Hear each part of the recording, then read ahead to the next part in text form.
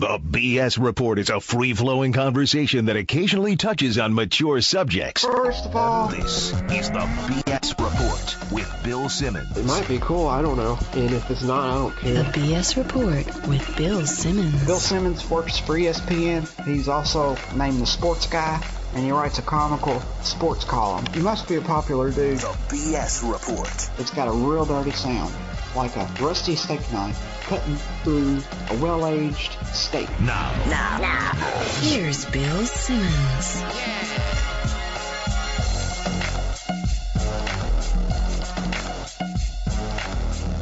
Welcome to the B.S. Report, a sunny Monday here in Southern California. A little bit later, our friend Jacko is going to come on and discuss the captain's tragic fractured ankle.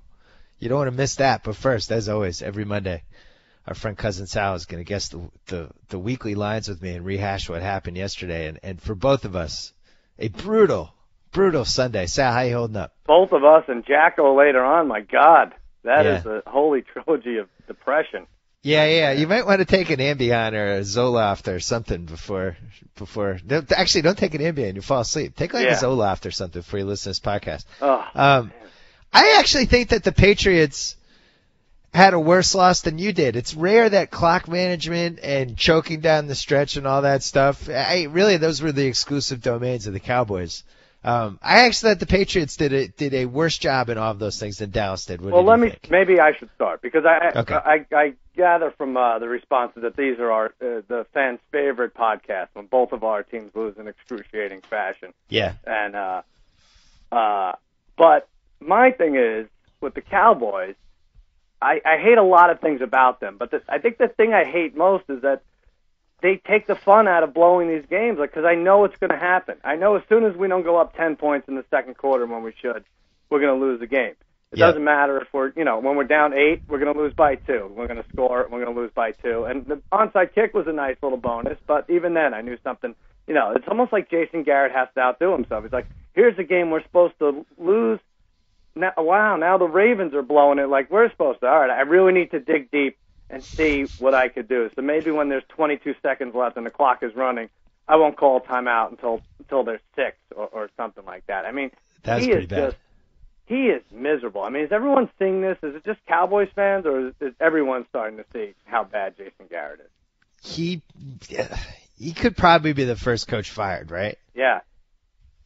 It's almost negligent how consistently bad they've been in these close games. What would you break down the percentage of him versus Romo for what happens in these last minutes to them? It's like, I think it's both their faults. Like Romo could say, hey, hurry, let's get to the line. He could be a little more enthusiastic and, show a sense of urgency. But the coach has to call a timeout there, A. And B, they should have 2 plays in the huddle ready for this exact situation, I mean, we're the only team that recovers an onside kick at the end, gets the benefit of a long pass interference call, and still can't win the game. It's funny, and I just think all of it starts with Jerry Jones. None of this is a surprise, or none of it you're hearing from the first time. And we know what his deal is. He doesn't want to be upstaged by a coach. But now you're 70 years old. Would you just rather be embarrassed week after week, but losing these close games because you have a coach who doesn't know what he's doing, or would you just hire somebody like Gruden who will grab the headline once in a while, but he knows what he's doing, he knows clock management, and the players are going to respect him. That's what it comes down to for me, embarrassment at the top. So, well, the strangest thing for Patriot fans, this is a team that used to be lights out in close games. And I've been writing about this all year. What happened yesterday wasn't a new thing. I can't believe how bad this, it's gotten to the point now. And this is when I know there's a real problem. So it's the end of the first half. It's like under a minute left. The Pats are doing the thing where they're doing the casual walk up to the line, somehow taking their sweet time, like they have all the confidence in the world. Meanwhile, we've seen them screw this up over and over again. Yeah. And eventually it leads to the Brady intentional grounding. Right. And the grounding, by the way, is funny because he's used to throwing to these white receivers, and he sees, a fat white lineman. He's like, all right, that must be somebody. So it finally caught up to him. Well, no, that was another grounding. This was the one where he's just sailed it through the uprights. Oh, right, okay. Yeah, he had 2 groundings yesterday. He's actually had a lot of groundings dating back to the Super Bowl. But it's just crazy to me. You have this allegedly great lockdown, great clock management quarterback who his whole career has been lights out in these situations, and you have the allegedly best coach of the last 30 years. And it honestly looks like they don't practice the last minute of the half. Yeah. Like they look like they're totally unprepared. It's almost like there's no urgency at all. They just let time run off. They don't call timeouts in the right spots. And to watch this happen to the Patriots is just stunning. And this is something they need to fix.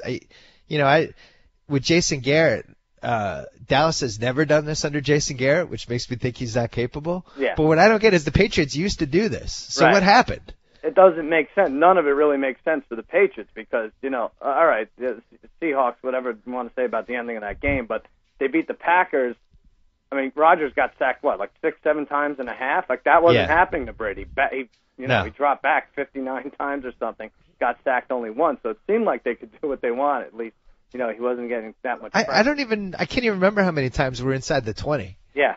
It was at least 6. And, we're talking about the interception that he threw when the game was over. They were up 13. Mm-hmm. Even if they get a field goal, it's a 2-possession game. You got to get 2 touchdowns and 2 safeties. I don't know why they took their foot off the gas. It's very 3rd and 1. It's 3rd and 1. It wasn't like it was 3rd and 15. It's 3rd and 1. You're up 13 points with 10 minutes left. Very unlike them. Very unlike. Some of these teams are doing that. They're just laying off when they should be putting. We said that about the Steelers too. Like they could have won Thursday, but I don't get it with the Patriots at all. Well, there's a theory about yesterday's game, and I was watching it with a friend of mine who I would not mention. Brady got rung up, I think, in the 3rd quarter. He just got crushed, and it was a helmet-to-helmet.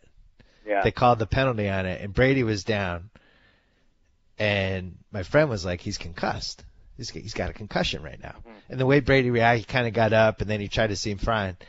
From that point on, Brady was terrible. I don't know what the stats are, but he was not the same after that, and that's when he started doing kind of the wonky stuff, and it makes me think either he really did get his bell rung or something happened, but he was just not the same after that hit. Maybe he's just old and he doesn't like getting hit. Yeah, I mean, you could blame the weather and everything maybe a little bit, but even his completed passes were short. Everything was just a little off. Hey, here's an idea. Let's not run any more 40-yard passes for Deion Branch when he's covered.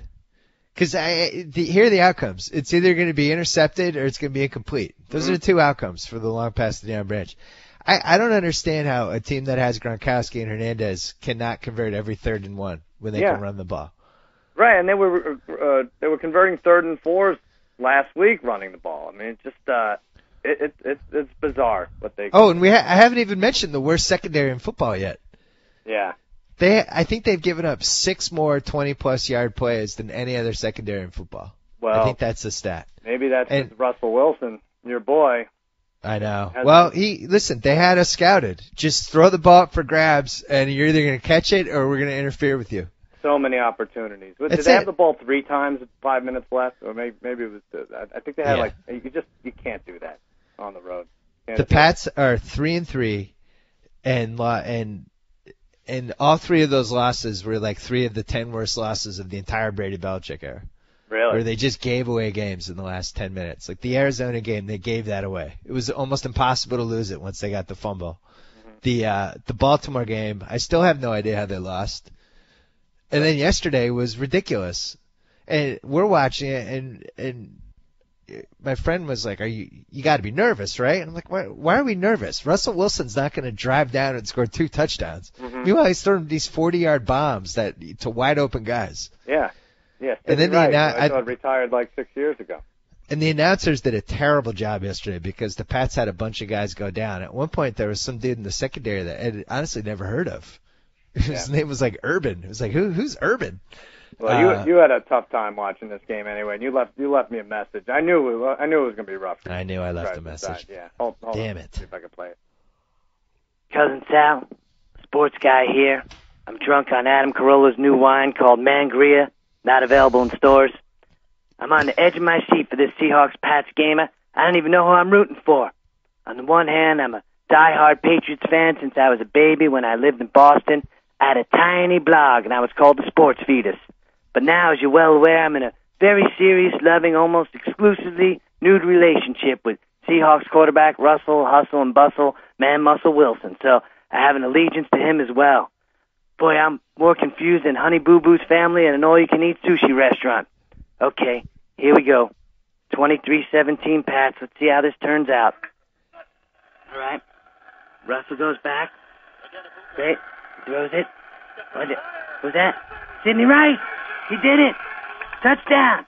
He did it. My boyfriend Russell Hustle Muscle Bustle Wilson leads the Seahawks to victory. But then there's my Pats, all dejected. Makes me want to pull a Felix Baumgartner and jump from the clouds without a parachute. But look how happy Russell is. I'm going to get some good celebratory, consensual bro-loving tonight. But look how solemn the Pat sideline is. I can't stand the dejected look on Belichick and Brady's face. Tom Brady embodies the authentic style that is the foundation of every product UGG Australia makes. I really got to sort this out, Cousin Sal. It's going to be a long night. The only thing that's going to clear my mind is if I watch the Minnesota Lynx 2012 highlight reel on a loop for the next 12 hours. That's what I'll do. Sports guy out. Con. How is your answer machine that? Usually people's are only 30 seconds. Well, how is yours 3 minutes? No. I have when you call, it lights up. It's a special extension. Listen, there was definitely some irony to that game yesterday. Yeah. Russell Wilson breaks through and kind of established himself now as like, enough with the Matt Flynn stuff. This is my team. And it had to happen against the Patriots. Could it have happened a week later? Yeah, it could have happened. Could you wait a week, Russell? But someone's going to pay for this loss, right? I mean, the Patriots now will put up 59 against maybe the Jets this week. I don't know. I'm not sure the Patriots. I think there's a real issue when you can't close. Yeah. I don't think we can call 3 a coincidence. The Cardinals game, just not being able to finish that one was one thing, but blowing the 2 double-digit leads. Well, I think there's an issue too, and that's why they have to lay it on thick, and they have to score 27 by the first half, and then make teams think they're out of it. Well, between this and the Lynx getting upset yesterday, it's a very tough day for me sports-wise. Very bad. What are we going to do with the Lynx series? What is it? They're down 1-0, right? They're down 1-0, but I still believe in the Lynx. Yeah, we were told that they're the best WNBA team of all time. Yeah, the best WNBA team of all time doesn't lose in the finals. All right. I'm going to look at this. Hold on. Game? What do we do? Hold on, I'm looking at this. All right, our series prices are... Oh, the Lynx are still minus 550 in a best of 5, even though they lost yesterday. People are tuning out dozens at a time for every 30 seconds. Let's get to... quickly, let's talk Packers-Texans. All right. Probably should have seen that coming. I'm a little mad at myself. I was 8-4 in my column going into that game. And I locked out right in the pregame. And is Chris Collinsworth on Twitter? Yeah, he is now, I think. Yeah. Hey, Chris Collinsworth, how about tweeting this information instead of telling us a minute before the game when we can't wager on it? I know. Right before the game, him and Al are like, "Yeah, we talked to Aaron, and Aaron is locked in." Yeah. Aaron thinks he can't believe people are counting out this Packers team. He was as fired up as I've ever seen anybody out. Like he does that whole thing. That's what we needed to know. And I'm sitting there going, oh. And then he comes out and he throws 6 touchdowns. But I feel like anytime the announcers do that right before the game, there's a 100% chance that team's going to win. It's going to happen. Yeah, inside the NFL, they're not allowed to discuss the game at all. It's like, what's the point anymore? You're an analyst or you're not. You have to hide from everything. Or they do the other thing where they throw deep for the touchdown. Madden was the king of this. When they'll throw deep for a 7-0 lead, and Madden would do well, they told us before the game they thought they could pick on that cornerback the entire game. Yeah, right. I have a little oh, God, now I'm screwed. I want to tell you now. Yeah. Yeah. Anyway, I just thought, just you go by the rest of the day, and it really shouldn't matter how the rest of Sunday went in terms of what it does to this game. But the Niners lost, the Patriots lost, the Ravens won, but looked like garbage. Like it felt like a loss. No team was establishing themselves as a great team, and I'm like, well, that means the Texans are going to lose too, because we're going to get out of this week knowing that there's no great team anymore. Well, you left out the other subplot from yesterday. Who was it? The favorites were 2-11. They were, right? Yeah. Yeah. So here are the numbers for the year now. The favorites are 32, 54, and 3. You counted the Vikings as a favorite? I guess they were. Yeah, well, maybe I shouldn't. Should I count the Vikings as a favorite? That bounced back and forth. But I guess that's a weird one. I know the point. Yeah. Yeah, you're right. Maybe the Redskins should have been the favorite. Yeah. Because RG did play. Mm-hmm. All right, so even then, their favorites were 3-10 yesterday. Yeah. The favorite, however you want to smush it, the favorites are over 20 games under 500 through 6 weeks. All right, so that means we should start seeing smaller lines because people are going to be hip to this. They're going to be betting the underdog. Well, what do you think? Is that just a fluke, or like what's going on there? Is it the replacement ref screwed it up? I don't understand it. I don't know. I don't know what it is. I don't like. I think it's weird that some of these rookie quarterbacks are better than guys we've seen for 5 years now. Like we're 3/8 of the season through. Like, how is this happening? Well, put it this way. If that continues, and that goes all the way through 17 weeks at that pace, which now we have a 6-week sample size, so you're going to tell me that the underdogs are going to finish 55 games over 500? Yeah. That doesn't seem realistic. I'm looking at that doesn't. But I'm looking, I think, are there 5 teams with one loss, with one win? New Orleans has 1 win. Yeah. Carolina has 1 win. Oakland has 1 win.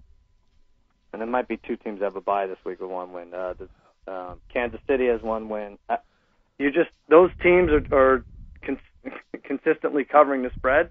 Doesn't make any sense. I wouldn't want to take a lot of them. It seems like there's been an inordinate amount of teams that have covered spreads under like 4, but didn't win the game. Yeah. Like even yesterday, it happened with the Rams and the Dolphins, and it happened with the Rams. Big. Yeah, the Dolphins somehow didn't cover. They won 3, but they didn't cover by half point. And then the Ravens won, but they didn't cover. And I think there was one more too. But and the Raiders obviously covered the 8.5. Yeah. But that usually happens once and maybe twice, and this is now seems like it's happening pretty regularly. A lot of in a couple of sports this happened too, where you just what doesn't normally happen, like the Yankees tying it in the what was that, Saturday night, and losing in extra innings. That doesn't happen. Feely kicking a 61-yard field goal. You think, all right, the Bills are done. That doesn't happen. You know? Yeah, that was weird. Strange stuff going on.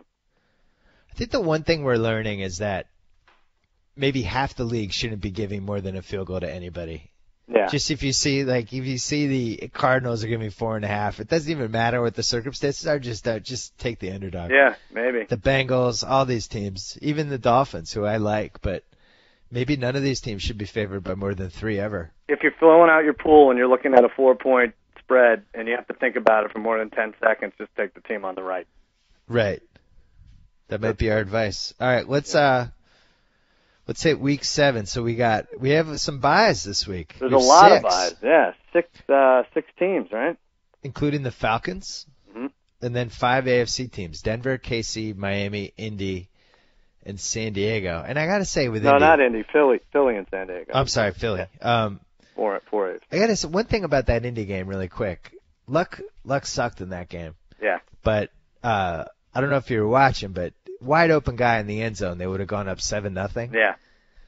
Just threw it right over Kobe Fleener's head, and just changed the course of the game. And then leading to, I think it was like 14-3, and the Jets are on the 50 or the 45 or something. They're on the Colts 45. Fake punt. Colts had no idea the fake punt was coming. Yeah. Just totally shocked by this team, this garbage offense that can't even get to 100 yards passing. All they can do is run the ball and do wildcat and flea flicker and fake punts. That's literally the only way they can score unless their defense gets some points. I know. And they're just blindsided by this fake punt, which they had, by the way, done a week ago. But I told you, and we talked about this last week, and I'm wrong enough, believe me. But I love the Jets last week. When we said the spread was 3 and it turned out to be 7, I said, oh, man, I'm jumping on that. They were over 23 points to score 23 points. I just think if you're going to bet the emotion the first week, you have to bet against it the following week. So. I hate the Jets. I'm hating it. They're unwatchable. They're an unwatchable team. Even their fans hate the Jets. Yeah. Well, wait till we get to their line. All right, let's go. Yeah, let's do it. Week 7. I'm 3-2-1 against you. And this is the best you've ever done. This is the best. Thursday night, Seattle at San Francisco. Really interesting game. I don't like this if I'm a Seahawks fan because I just had the most emotional win of my season that didn't involve a replacement ref. Yeah. Right. And then the Niners, like, do we think Alex Smith is a little scarred from that game, or does he just throw it away? I think he's exactly what we think. Like, you know, those Niners when they go up against and it's funny because the Giants beat the Niners in the NFC Championship, but it seemed like the Giants went in there with more to prove, you know, because people said it was a fluke and everything else, and you know, the Niners just can't come back from 2 scores down. They're just on that do list it against a physical team like that. Yeah, it's a list of about 5 teams that range from not very good to really good who cannot play from behind, and I think the Niners might be one of them. They make terrible teams look way worse than they even are, and that sticks in people's minds. Like, oh, they beat, you know, they won 42-3, they beat the Jets, whatever. So did seem like the Giants had a game plan in that game, though. Yeah. Like they went into that game, and I read Eli talked about it, about quick passes off the line. They didn't really run the ball in the first half, and then they switched and they started running the ball and did play action and stuff in the second half. But it really seemed like the Giants were ready for that game. Yeah. And I do wonder, you read about the I forget where I read this. It might have been Peter King, it might have been Michael Silver today, but somebody was saying how Harbaugh like bitching about Kevin Gilbride, and like maybe he's too tense. Like maybe that can start wearing down your team after a while. Oh yeah. Yeah, maybe. I do like know. Nobody's ever accused Tom Coughlin of being too tense. That's true. Unless tense is a shade of red. He'll blow up every once in a while, but he's also, I think the best thing about him the last 5 years is that he calmed down a little bit. And right. Whatever. They're anyway, giving him good drugs.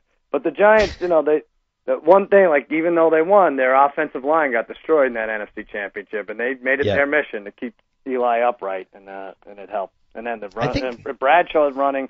You know, Giants getting a running game like this now is like the Pats getting it. You know, it could be lights out for the NFC. I think Eli might be the MVP right now. I mean, I know it's early. We got 11 weeks to go, but I think he's done the most with the least. He's pretty good, and those receivers, I hate to give him credit, but they don't drop passes except in that first game. But he's had backup running backs, he's had backup wide receivers, he's had kind of a mishmash line. Well, I would say, all right, 2 teams you least want to see your team play. Who are they? Giants. I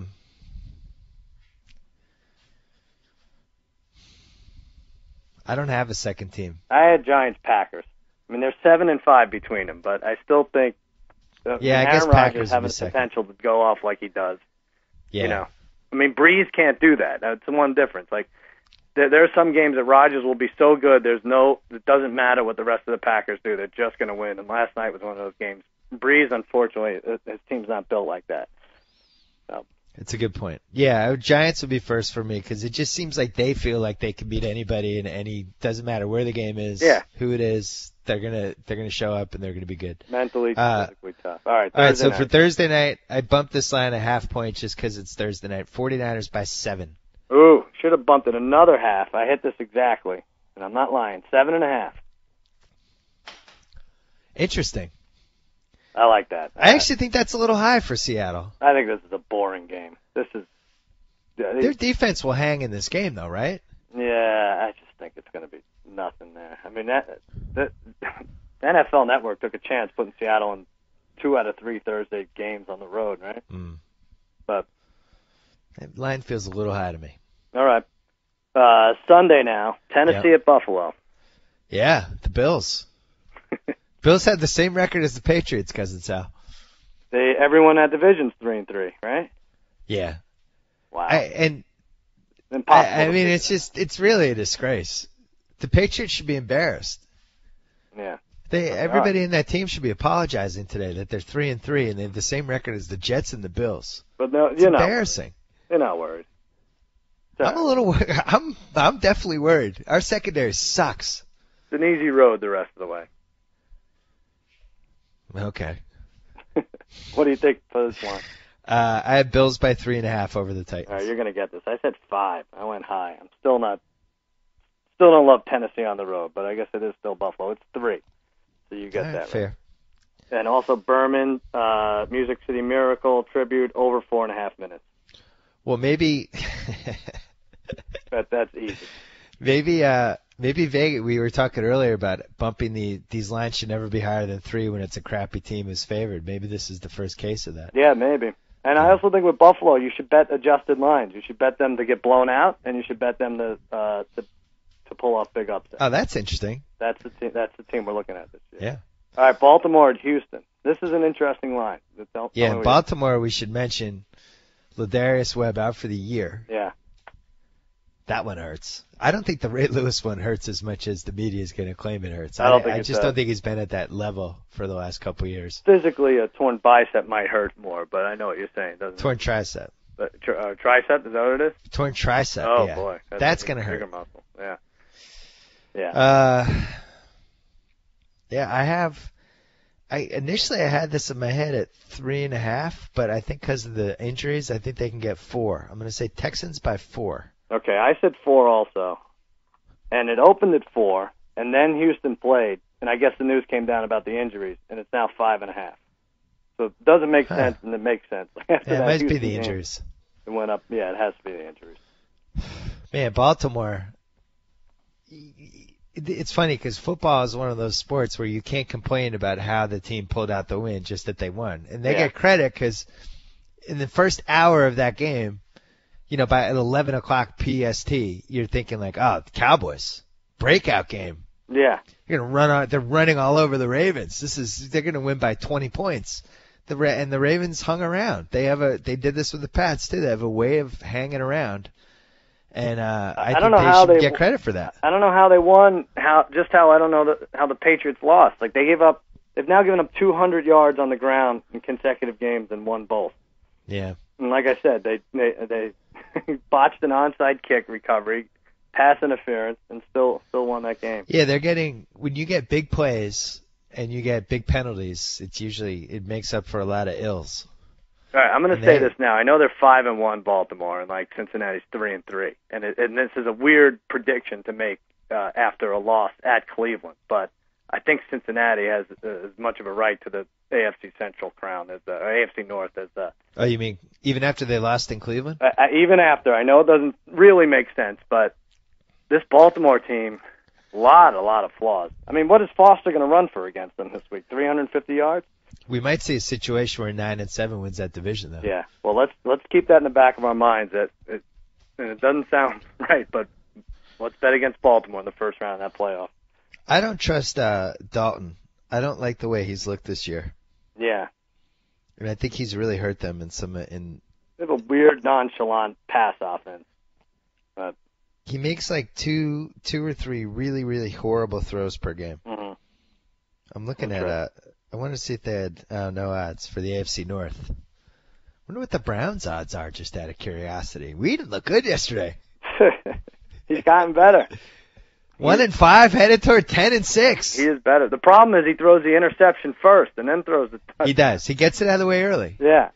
Go ahead. Washington at the Giants. I thought Washington played really well yesterday. Yeah, they were good. It was a legit win. And I like Minnesota. I think Minnesota's good. I thought that was a good one. I hit this one exactly, so try to concentrate. Giants by 6. Oh, 6.5 it is. Oh! So close. I'd like Washington more in this game if they didn't win yesterday. But don't they have some sort of great history against the Giants? They do, which makes me think at Giant Stadium, which makes me think they won't be taken lightly. But, though, so many people have made such a fuss about the Giants having these letdown games at home. Bill Barnwell actually went and researched it and said their letdown game against lousier teams isn't really any different than anybody else's. Yeah. But I do think they've had against good opponents, they've been surprised at home. Their home record's not as good as their road record. It feels like they'll win big the week before, and then they'll go against a crappy team and either lose or struggle at home the next week. Yeah, that's Griffin is breathtaking. If I'm a Rams fan, I'm having a really hard time watching Griffin. Yeah. Because that was your pick. And yeah, you got a big mother load for it, but man, that's a tough one. He is good. Would you rather have Sam Bradford and 3 number ones? Or Well, would you rather have especially Griffin? if you're not going to get your quarterback any receivers like the Rams and Redskins do. Although Pierre Garcon's nice, but that's the guy you want to see running around. I have RG3 and Romo in my East Coast Fantasy League. In 6 weeks, I started Griffin. Griffin's the highest scoring player in the league. In 6 weeks, I started Griffin once, and it was during his concussion week. I think he got 8 points. In our West Coast League, our friend Elliot picked him. Yeah. And he had this whole plan. He just kept passing on quarterbacks, and then finally just got RG3 for like $5 at the end. And it was about 2.5 hours into the draft, and we're like, what are you waiting for here? Yeah. Terrible job by you, Elliot. And meanwhile, it was turned out to be good. Although he is 1-5. That's right. All right. Speaking of 1-5, actually, Dallas at Carolina. Carolina will not be 1-5. Oh God. This is where Cam breaks out, right? Everyone's against Cam Newton, and he just goes crazy. And I have you favored by 3. All right. I hit this exactly. I thought 3 was too much. It's 2. 2? And that'll be just enough to make people bet the Cowboys. How did you hit that exactly? Hang their heads. I think you've been using PEDs No this way. season. No way. I'm in sync with this team. 2. I actually still like your team. Ugh. Hate it. Have you ever seen 2 illegal shifts in a row? Have you ever? We have penalties. We lead the league in penalties where the ball carrier is 7 yards past the hold, and it's still called. Awful. I'm 5-4 in the Super Contest the last 2 weeks. Yeah. With the Broncos going tonight. The 4 losses were that Saints-Chargers game, which I think was fixed. Mm-hmm. Another game. Oh, the Steelers beating the Eagles but not covering a week ago. Then the Rams dominating the Dolphins but then not covering by a half point. And then the Falcons. Which I guess that was a legitimate loss. I had the Falcons minus 8.5. They covered by 3. They're another one who took their foot off the gas. I mean, they had 1st and goal at the 2 and got a field goal, and they did a lot of weird stuff yesterday. I am not a Falcons believer. No. I think they're lucky good. I think they're the good lucky team this year. They're a team that is going to get a 1 or a 2 seed and be at home, and everybody's going to talk themselves into them just doing like what the Saints did a few years ago, and just you protect home in the Dome for 2 games, and then you Super Bowls in the Dome, and you never really get exposed outdoors. Yeah. I don't even think they're that good. I think you're right. I think they're a team that the bye doesn't. Well, who knows what their injury situation will be in January, but they need to be in more of a rhythm every week, and the bye will hurt them. I am going to actually fly to Vegas for the moment when that Giants-Falcons round 2 or round 3 line comes out. Yeah. I don't even care I don't even care if I'm getting points in that game. Give me even. I'm happy. Give me the Giants right now. In Atlanta, yeah. Right? I'm with you. Any scenario where you take Atlanta in that game? I was looking at the Giants. Giants to win the Super Bowl before yesterday would have been a better play. Mm. Well, I just want to jinx it as much as I can. Let's keep talking about it. I think the Giants. How many back-to-back championships have they been? No one could ever beat this team. Are you kidding me? I do think Eli is the MVP right now, and they're the team I'm most afraid of. And Henry. I'd be very surprised if they didn't win the Super Bowl. Eli number 1, Henry Hynoski number 2, MVP voting. You can't argue that. All right, New Orleans at Tampa Bay. Oh God. I had the Bucks by 2. All right, I hit this one too. I know it's 3. Bucks by 2. Bucks by 2? Yeah. New Orleans by 3. I disagree. I disagree with that line. Well, although I guess with Talib out, maybe that's not helping Tampa's case. Yeah, that's not good. And Vilma says he's playing. There's like a 1% chance Scott Fujita is listening to this podcast. Actually, it's probably lower than that. It's probably like 0.001% chance. Watch what you say. He's a tough guy. I love how he went after Goodell. Yeah. I just loved it. He's my hero. You like him, right? I just loved it. I love that he called him out for what a hypocrite he is. It is nice to point out that. He's a giant hypocrite. Mm-hmm. He's a giant hypocrite. Yep. And I've written about it a bunch of times, so I don't want to repeat it. But, think about how dumb an 18-game schedule is, and that Goodell didn't just squash that coming out of the gate with all the health problems his players are having. And you watch every week these guys are going down left and right, and these concussions and all this stuff, and they haven't taken that off the table yet. I think he's the biggest hypocrite in the planet. Oh, yeah, and then the whole referee thing, which, that all leads into the injury problem and everything. Like, Bettman is just incompetent. Bettman's just bad at his job. Mm-hmm. Goodell is worse. I actually feel like Goodell has qualities that aren't just incompetent. Like, there's something, almost seems like something might be wrong with him. And what if he's that he doesn't see what a hypocrite he is? That would be great. Yeah, he's got self-awareness issues. He's like out of a 70s political movie or something. Like he's really a parody of an evil commissioner. Mm-hmm. And so anyway, Scott Fajita, keep up the good fight. I like it, and I like the Saints. Green Bay at St. Louis. The Rams hang around. The Rams are pretty good. Yeah. I don't think they're good, but I think they're pretty good, and they play hard. They're not always well coached, as we saw yesterday. I have Packers by 4. Oh, wow. I'm beating you up this week. I went 5, and it's 5.5. And it might go up, and it probably went up after. Good. I hope it goes up. I like the Rams. Really? Yeah. Is Green Bay going to get wiped out by that whole division? They're just going to keep losing everyone? We didn't talk about the NFC AFC thing. Yeah. It happened again yesterday. What's that? What? Packers killed the Texans. Mm-hmm. The Seahawks beat the Patriots. Yeah. The Bucks killed the Chiefs. Yeah, it's true. The Ravens barely beat the Cowboys and shouldn't have. Yeah, we won't count that.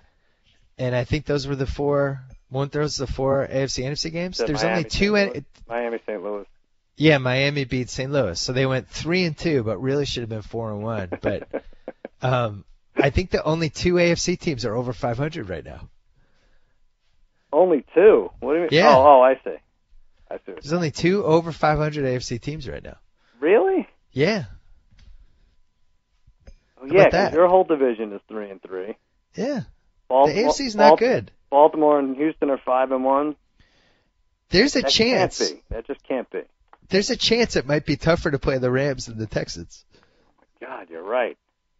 No, Denver, San Diego, one of those teams is over, right? I'm looking at it right now. Baltimore's 5-1. Houston is 5-1, and San Diego's 3-2. And if they lose tonight, the AFC will only have 2 above 500 teams. And Denver's wow. I don't know what we do. Maybe they should disband. And meanwhile, the NFC has 1, 2, 3, 4, 5, 6, 7 above 500. Yeah.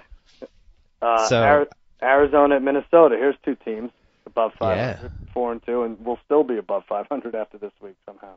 I can't give Minnesota 7, so I'm going to say Minnesota by 6.5. Wow, you went high. I went on the low end. This is what I'm going to do with them all year. You get it though. It's 5.5. Vegas zone. 3.5. Yeah, that's a tie. I mean, they're very similar teams. If Minnesota didn't have Adrian Peterson, I know that's saying a lot. This is the almost identical team squaring off. I'm going to ignore all my advice about not taking a semi-bad team over 3 points because from what I've seen of that Cardinals offensive line and what I've seen of Minnesota's defensive line, this should be a 20-point win for Minnesota. It should be. And we should be allowed to tease them and parlay them with various teams and not feel worried about it. All right. I like it. I'm not saying I will. I'm just saying we should. Well, you know what? That's 4 spreads that are in the 5.5, 6 area. I'm not even doing San Francisco. Well, we're seeing that Vegas has chopped down these lines. Yeah. Where is this Vegas place? We have to go. Yeah, I know. Cleveland at Indy. Here's another one where all year you gravitate toward the favorite, and yet the underdog covers time and time again against the semi-crappy Like you favorite. look at this, and Indy has better play, and they have a better player you want to root for, and they're home. Yeah. And, well, pick the line. Cause, I mean, I have Colts by 4. All right, wow. I had 3.5. It's 3. Well, see, they chopped it down. Right, so who's going to take Cleveland getting 3? And then watch, it'll be a game. Yeah, they'll end up losing by 2. Mm-hmm. Here's another one. Jacksonville at Oakland. Now, here's those were the early games. There are 8 of them. Yeah. Because I think Giants Cardinals baseball is game 5. Fox gets it, right? So the best one's Giants Redskins. The what? The best one? Giants Redskins is the best early game. Oh, Baltimore Houston, yeah. Oh, I didn't see that one. Yeah, you're right. So we got 2 really good ones then. 2 good ones, yeah. Yeah. And then only 2 late afternoon games because of the baseball game. I hate that so much. Yeah. It's so unacceptable. I liked it. It was nice with 7 early games yesterday. Now it's 8. Even with 6 teams on bye, there's 8 early games. That just means more people are going to be watching my Patriots. Terrible job. They might be watching Jacksonville, Oakland. What do you think? I have Raiders by 3.5. That's what I had, and it's 4. Okay. We take Jacksonville there off the bye? Yeah, why not? I think the Raiders stink. They stink. I think the Falcons. They ice the Falcons. Is this going to be a thing like where years from now we're going to see like icing the kicker was laughed at, sort of like I don't know. It doesn't ever seem to work now, does it? It's a really weird trend because it feels like it's worked less than it hasn't worked. Yeah. Or it feels like it's worked. It hasn't worked much more than it's worked. We were talking about this yesterday. It's like kickers are. That's what they do. They wait around all game. You're not really doing anything to make them wait another minute. You know, right. They're paid to wait around and then kick. So it doesn't get in their psyche. Let's go. 3 more. 3 more. Jets, New England. And the Pats by 8. I said 7. 10.5. Way high. Ugh. Way high. Hmm. It's just one team coming off a loss and the other coming off a win, right? You have to. At what point do the Jets they're in the coach's office just looking at each other and saying, at some point they're going to figure out we can't throw the ball, right? Yeah. I mean, that conversation must happen every day. What's our plan B when teams figure out that all we can do is run the ball and do fake punts and flea flickers? Right. And that's it. That's all we have. And I do feel bad a little for Sanchez because now with Holmes out, you got like these no-name receivers. You got Hill and he's thrown to the tight end. Like what's he gonna do after? It's a really bad combination when you have Sanchez with the receivers that he has. Mm-hmm. That number 11 is pretty scary though. All of a sudden, I don't know who that person is. What's his name? Yeah. Kersey or something? Is he on our? I might pick him up in our fantasy. There you go. Seems like he's open all the time. All right, Sunday night, Pittsburgh again on the night game. 2 weeks in a row tonight. Pittsburgh at Cincinnati. I love the Bengals, and I'm going to say Steelers by 1.5. All right, I really screwed this line. I said Bengals by 3. You say one. You say Pitt by 1.5. It's Pitt by 2.5. I like the Bengals. You get that one. I don't think the Steelers are good. I love them too. I think they win the division. I look forward to picking the Bengals and then having Andy Dalton rip my heart out. Well, you know what? It's amazing the Steelers are competitive as they are with these. I mean, 7 starters out last game. You know, just walking off. You put together like you just can't run the ball when you have 2 offensive linemen out. You can't do any. You could just do the sprint draw. You can't do any combination blocks. You're not gonna have any pulling guards. And I know, like initially we thought Roethlisberger threw the game Thursday. We were talking about it, but we had a text conversation, good-natured text conversation about it. Just like if somebody was going to throw a game, this is what it might look like. It made sense, but they really are a mess, and they're old on defense. Yeah. They're a mess. He's like one of those giant wildebeests in the Animal Kingdom special that's trying to be just being taken down by the smaller animals. Just trying to hold on. I just don't think the Steelers are good. Hey, with the Packers, at least, the Packer reasons were different. Like, it just seemed like they had a black cloud over them this season. Mm-hmm. The Steelers, it's not a black cloud. It's just they might not be that good. And back to the Scott Fajita thing for a second. Yeah. The fact that he forgot to put this in on his Goodell rant. The fact that they did Thursday night games all season and grabbed that money. I think he did. Didn't he say that? Did he? Well, if he did, then I forgot. But yeah. Just like that, they did that money grab, and then you watch the Steelers guys going down left and right because they played 2 games in 5 days. Yeah. Man, he's such a hypocrite. I think he should resign. You should fight him. I don't know what I would do if I met him. Like, I think I'd have trouble being civil to him. Oh, I just have to be there when it happens. I'm gonna have to be introduced to him, so it could be totally awkward. I could be like, hey, look, I don't think you're doing a good job. All right, let's see. I think I won. I have 8. You have 6. So this one doesn't matter. Detroit. I'm doing it for pride. Let's do it for pride. Detroit Chicago by 6.5. Oh, you went high there. Do you still get it? I said 4, and it's 5. No, you got it. Yeah. Bill Barnwell in Grantland today. He picked his top 8 teams. He had the Bears at number 1. He did. Wow. Yeah. Oh, Mays must be their delighted. defense. No, Mays was really angry, and he felt like Barnwell was trolling him. Yeah, because their defense has been so dominant. They're good, man. They have good ball hawkers, and it's nice. And Detroit is not the kind of team. I don't know how Detroit ends. I don't know what to say about Matt Stafford, but he just shows up for the fourth quarter, and I don't think the Bears are going to let him be around that long. Eventually, we're just going to watch a team have an offense where they just wing it downfield. Yeah. Because it seems like over and over again we're seeing these teams who fall behind by 10 or 13 or whatever, and they just say, screw it. Well, the quarterback rolls around and just chucks it. Tannehill does a nice job with that. And it's not exactly what you're saying, but he runs a no huddle, and he does it better than almost anybody. Yeah, Tannehill's pretty good. Yeah, I and like that Hartline, Dolphins team. He had one target on Hartline, who was like the number one receiver last week, as of last week. Who do you like tonight? Quickly, Denver, San Diego. I think it's the last drive sort of thing, but for some reason I think Peyton pulls it out, and that's what everyone talks about. What do you think?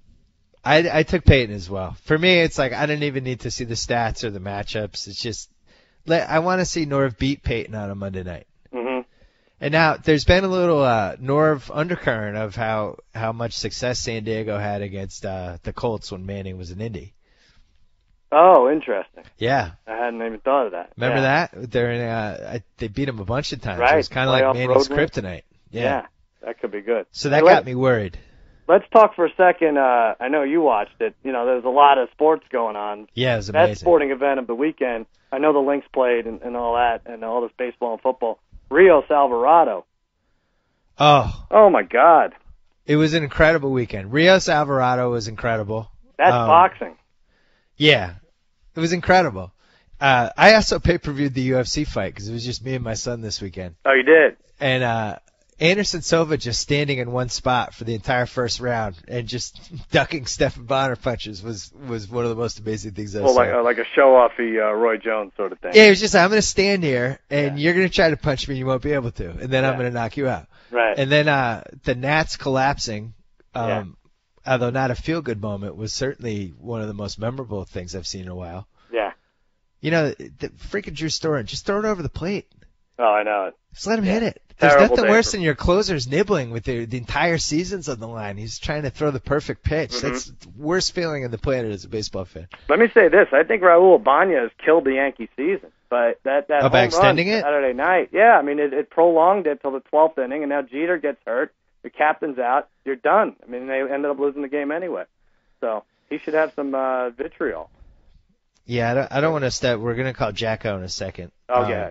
I don't want to step on that. But I will say, I was sad to see Jeter get carried off. Yeah. I really respect that guy. I respect him, and I respect Rivera, and I love trying to beat those guys. And those were always the two Yankees that, you just have a healthy competitor respect for. They're a guy you want to like, you want to hate, and you just can't. But just with the one more thing with Rios Alvarado, boxing to say, like, all right, we have a real black eye with this what's his name, Timothy Bradley and Pacquiao decision. Yeah. You guys have to fight 3 times. You have to sacrifice your brains for the sport. We know this is the only matchup that is not going to create a problem with the judges because it's not. You can't go past 7 rounds. I mean, they had combined almost 300 punches to the head in 7 rounds. Max Kellerman, who works in the Grantland building, mm-hmm. I saw him like a month ago, and he just stopped me in LA Live, and he's like, listen, you have to make sure you have a writer at Rios Alvarado. You just have to. It's going to be the fight of the year. It's going to be one of the best fights of the last 10 years. It's the perfect match of styles. It's going to be unbelievable, and you should go.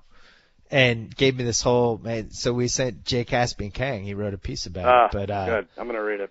Yeah, it was really something. And what's interesting is I really thought Alvarado was.